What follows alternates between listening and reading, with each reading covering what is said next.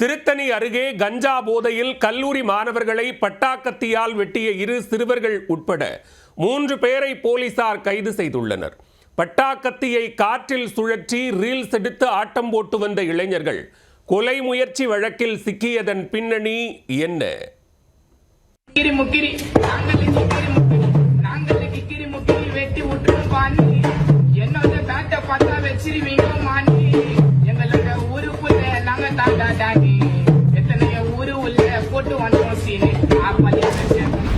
கல்லூரி மாணவர்களை பட்டாக்கத்தியால் வெட்டி கொலைவெறி தாக்குதல் நடத்திய வளரும் தாதா இவர்தான். யாருக்கும் அஞ்சாமல் அட்டூழியத்தில் ஈடுபட்டு ஊர் மக்களை அச்சுறுத்தி வந்தவர். கல்லூரி மாணவர்களின் உயிரை எடுக்க முயன்றது ஏன்? விசாரணையில் முரண்டு பிடித்தவரை லாக்கப்பில் தள்ளி போலீசார் என்ன செய்தார்கள்?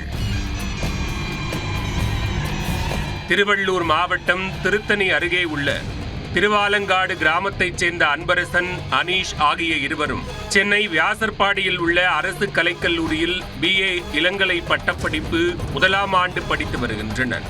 சம்பவத்தன்று ரயில் மூலம் கல்லூரிக்கு சென்ற மாணவர்கள் வகுப்பு முடிந்து மாலை மணவூர் ரயில் நிலையத்தில் இறங்கி அங்கு நிறுத்தி வைக்கப்பட்டிருந்த அவர்களின் பைக்கை எடுத்துக்கொண்டு வீட்டுக்கு புறப்பட்டனர். லக்ஷ்மி விலாசபுரம் சுடுகாடு பகுதியில் சென்று கொண்டிருக்கும் போது எதிர் திசையில் விபத்து ஏற்படுத்துவது போல அசுர வேகத்தில் சென்ற இளைஞர்களை கல்லூரி மாணவர்கள் தட்டி கேட்டதாக தெரிகிறது. அதில் இரு தரப்பினருக்கும் வாக்குவாதம் ஏற்பட ராகுல் என்ற சுல்லான் தான் மறைத்து வைத்திருந்த பட்டாக்கத்தியை வெளியே எடுத்து கல்லூரி மாணவர்கள் மீது கொலைவெறி தாக்குதல் நடத்தியுள்ளார். தலை, கை, கால்கள் உள்ளிட்ட உடல் முழுவதும் வெட்டு விழுந்து சதை கிழிந்து ரத்தம் தெறிக்க உயிருக்கு பயந்து ஓடிய கல்லூரி மாணவர்களை அவ்வழியாக வந்தவர்கள் மீட்டு 108 ஆம்புலன்ஸ் மூலம் மருத்துவமனைக்கு அனுப்பி வைத்தனர். இந்த சம்பவம் குறித்து திருவாலங்காடு இன்ஸ்பெக்டர் நரேஷ் வழக்கு பதிவு செய்து கல்லூரி மாணவர்களை பட்டாக்கத்தியால் வெட்டிய 19 வயதான ராகுலை கைது செய்தனர். மேலும் சம்பவத்தின் போது அவருடன் சேர்ந்து மாணவர்களை தாக்கிய மேலும் 2 சிறுவர்களையும் கைது செய்தனர். 5 மணி நேரத்தில் இரவோடு இரவாக களத்தில் இறங்கி போலீசார் தனிப்படை அமைத்து குற்றவாளியை கைது செய்து சிறையில் அடைத்துள்ளனர். பிடிபட்ட ராகுல் எப்போதும் பட்டாக்கத்தியை பேண்டிற்குள் சொருகிக் கொண்டுதான் ஊருக்குள் திரிவாராம்.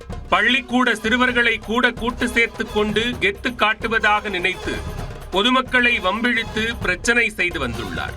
அதனால் பாதிக்கப்பட்ட சிலர் போலீசில் புகாரளிக்க செல்லும் போது அவர்களுக்கு கொலை மிரட்டல் விடுத்து அச்சுறுத்தியும் வந்ததாக கூறப்படுகிறது.